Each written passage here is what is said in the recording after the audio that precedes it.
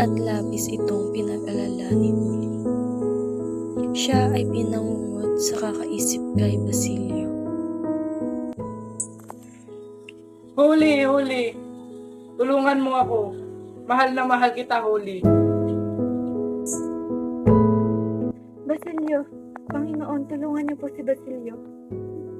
Hindi mapakali si Huli sa napaginipan nang biglang dumating si Hermana Bali. Huli, nabalitaan mo na ba? Ang alin? Ipapatapon daw si Basilio. Hindi pwede. Si Basilio? Oo, ngunit yan ang katotohanan. Kung kaya mo siyang tulungan, puntahan mo si Padre Camora. Ang paring iyon? Hindi. Ayoko. Balisang-balisa si Huli at hindi na alam ang gagawin. Basilio, anong gagawin ko? Habang siya'y nag-iisip, dumating si Hermana Bali. Hermana Bali. Oh, totoo po bang napupunta sa imperno ang sinumang babaeng mas tatangkang magpakamatay? Ha? Natitiyak ko. Hindi natuloy ang balot niya. Natakot siya sa imperno. Ngunit nakaisip siya ng ibang paraan. Alam ko na. Tutubusin ko si Basilio. Agad nitong kinuha ang alikansya at sinilang.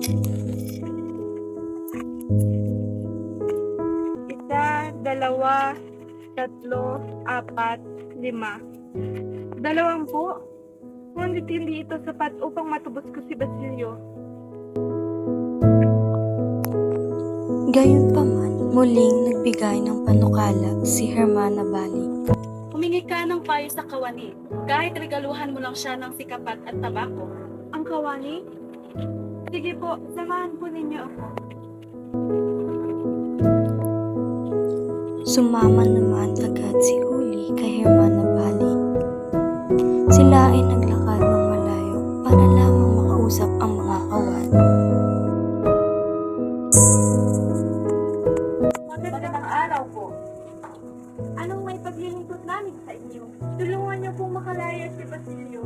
Si Basilio ay isang kabataang pinakip ng mga Guardia Civil at ngayon nakapiit sa kulungan. Ngunit ikinalulungkot ko, si Basilio ay nakapiit sa Manila at hindi nasakop ng aking kapangyarihan. Bakit hindi ko mapayapa ang napila ninyo? Sige ho, maraming salamat. Agad naman nilang sinunod ang utos ng kawani at nagtungo sa hukbong pamayapa. Magandang araw po. Anong aking may tutulong mga baby? Ngayon po sana namin ang inyong tulong upang mapalaya si Basilio. Palayain? Kung ang problema niyo ay si Basilio, ang makakatulong sa inyo ay si Padre Camora. Kung yung nagalitin. Hindi kumibo si Huli. Inakala ni Hermana Bali na tumpak ang payo. Ayaw ni Huli na magtuloy sila sa kumbento. Batid ni Hermana Bali ang dahilan. Si Padre Camora ay tinaguri ang si Kabayo, sadyang malikot sa babae. Huwag kang mag-alala. Nasamahan kita. Maraming salamat, Hermana Bali. Iwanan po muna ninyo ako. Gusto kong mapag-isa. Sige, may iwan na kita.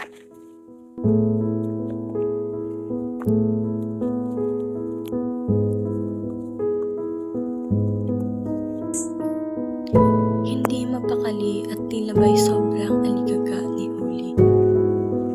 Hanggang sa dumating si Hermana Bali.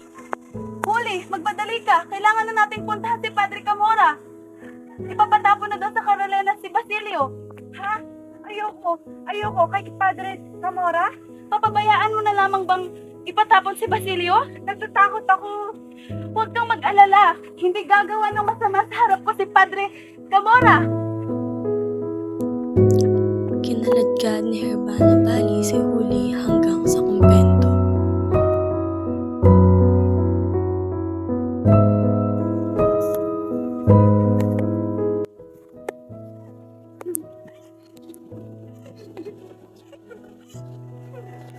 Hindi ko na kaya to, Basilio. Siya ay nagdadalawang isip hanggang siya ay tumalon.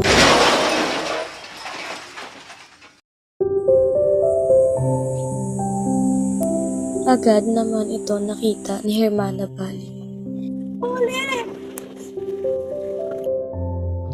Hindi makapaniwala si Hermana Bali sa nakita.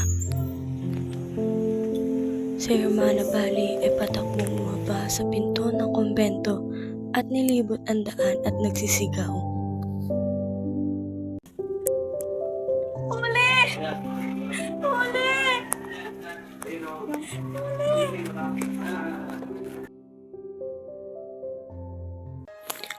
Patawad dahil wala akong nagawa. Hindi ko sinasadya. Mahal kong Basilio, sana ay mabuhay ka ng payapa at tahimik. Hiling ko lamang na sana sa aking paglisan, ika'y makalaya sa hirap ng buhay at ipagpatuloy mo ito na may tuwa at kapayapaan. Aking iniiro, kung naririnig man ng Diyos ang aking tinig, ang hiling ko lamang ay sana sa aking susunod na buhay tayo'y pagtagpuin muli. Lagi mo ang pakakatandaan, Basilio, aking mahal. Ikaw lamang ang siya nag-iisa dito sa pusong naglalagod. Hanggang sa muli, mahal.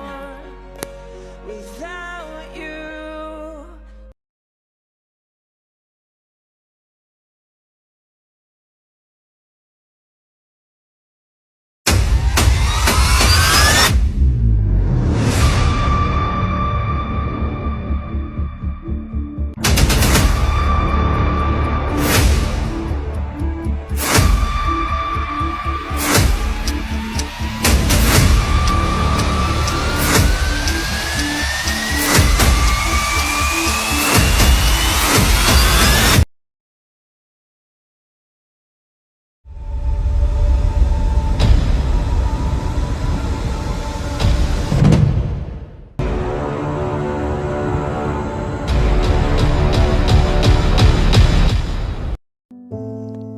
Isang umaga sa isang normal na araw, isang malaking kaganapan ang naghihintay. Dalawang puso ang ipag-iisa, ngunit taliwas ang nais ng isa. Ngunit ano ang magagawa kung sa realidad, mas mananaig ang kapangyarihan ng may katungkulan? Walang karapatang tumutol, walang karapatang humindi. Ang buhay mo ay nakasalalay sa pasya ng nakatataas. Wala nang iba pa. Kahit umayaw, anong magagawa?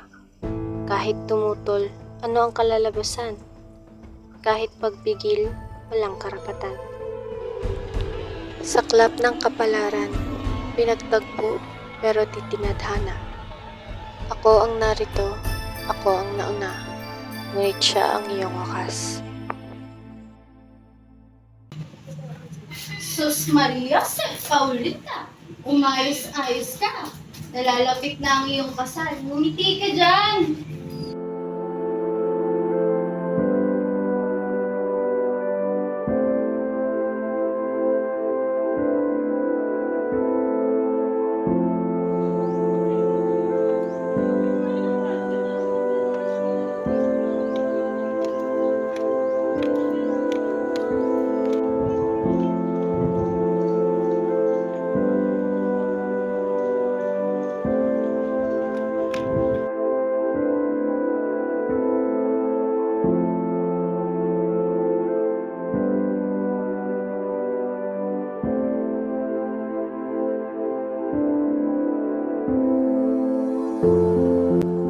Puso'y nananaghoy.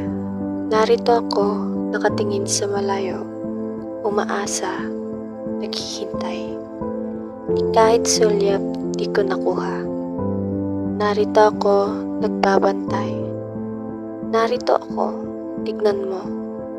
Narito ako, sinisigaw ng puso ang pangalan mo.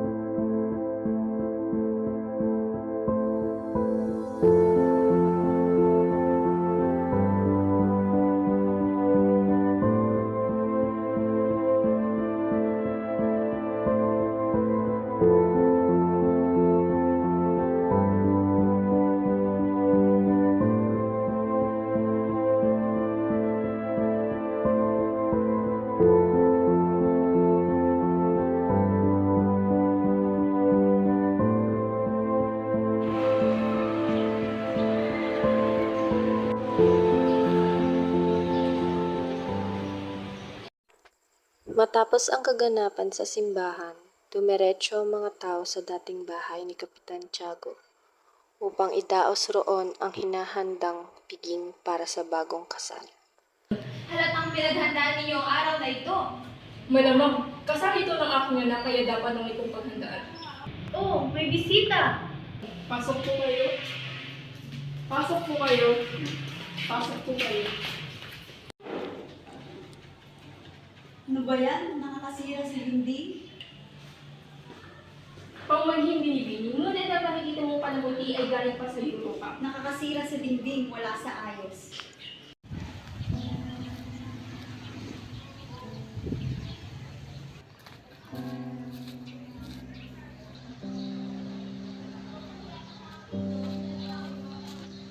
Eskolta tayo magmadali.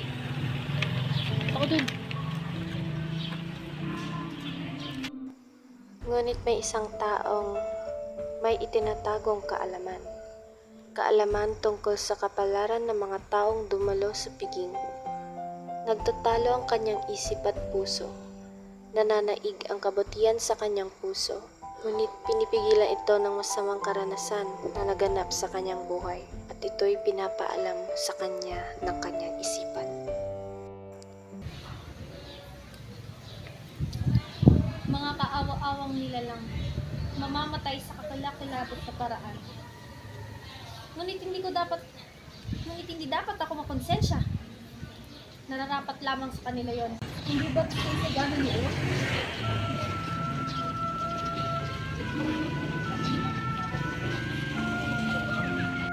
Isagani, anong ginagawa mo dito? Isagani! Umalis na tayo dito! Bakit ako aalis? Bukas sa iba na siya. Alang-alang sa Diyos, Isagani, umalis na tayo dito!